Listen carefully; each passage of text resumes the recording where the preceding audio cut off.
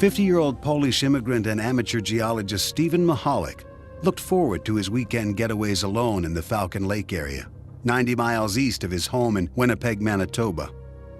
This was Michalak's favorite prospecting site. Around noon on May 20th, 1967, as he examined a quartz formation, Michalak was distracted by some unruly geese. He looked up and was transfixed.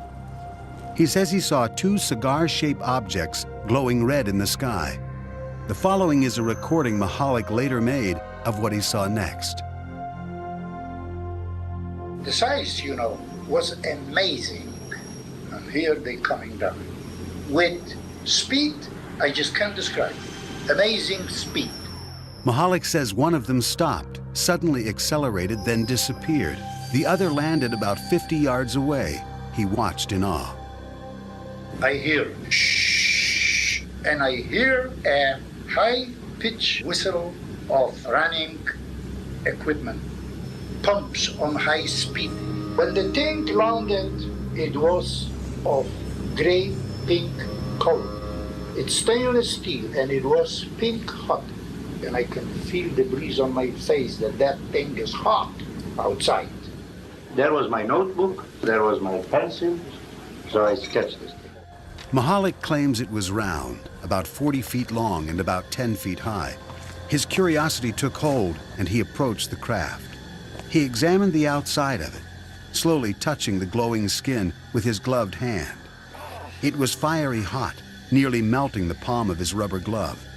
Michalak says the craft rotated, turning its grid-like exhaust vent toward him. Suddenly,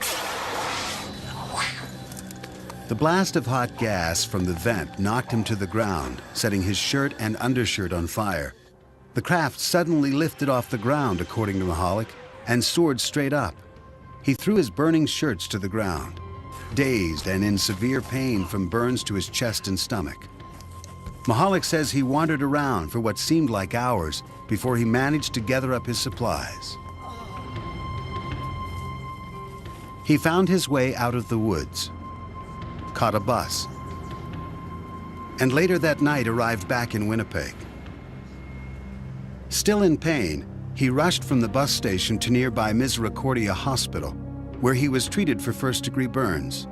Michalak claimed the blast from the craft had etched a grid-like pattern into his abdomen that matched the pattern on the exhaust vent. The next day, Sunday, he was spirited off to the St. Regis Hotel after convincing the managing editor of Winnipeg's highly regarded daily newspaper, the Winnipeg Tribune, that his extraordinary encounter was real. At that time, I said, okay, as any newsman would have done, draw it. I gave him a piece of paper. I think that drawing has become the most famous UFO piece of evidence in the world today. He sat down, he drew it in front of me. I hid it.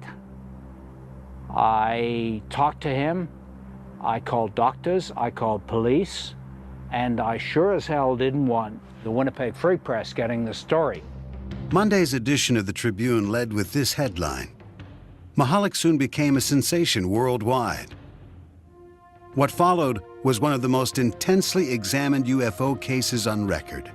Over the next 2 years, Michalak's burns kept recurring, and no one could explain why. He was examined by more than a dozen physicians in Canada and the United States, including doctors at the Mayo Clinic. An investigation by the Royal Canadian Air Force concluded that the abdominal burns sustained by Mr. Michalak remain as unexplainable as to the source of the burn.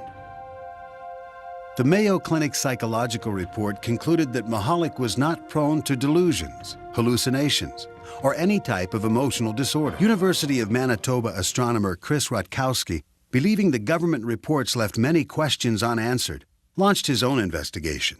In 1994, he published The Falcon Lake Case, Too Close an Encounter, in the respected Journal of UFO Studies.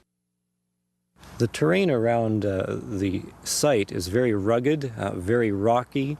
The brush is very, very dense. The trees all look alike. The rocks all look alike. And to a person who's disoriented, not feeling very well, it might be very, very difficult to find the exact site after some period of time has elapsed. Skeptics, disagreeing with Rutkowski, also do not believe that Michalak would make physical contact with an extremely hot object he assumed was a UFO. But this does not surprise his son.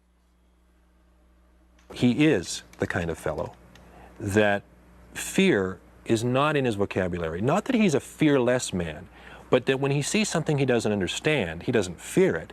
He just chooses to understand it. For my dad to fabricate something as large as this would require more than I think he had, more than he has. He's a simple man. He grew up and lived a very straight, hard life. This was no con man. This was a man who later went down to Mayo. They couldn't figure it out. I couldn't figure it out. The doctor I had there couldn't figure it out. I am not about to be taken by anybody. This guy didn't take me. This guy was legit.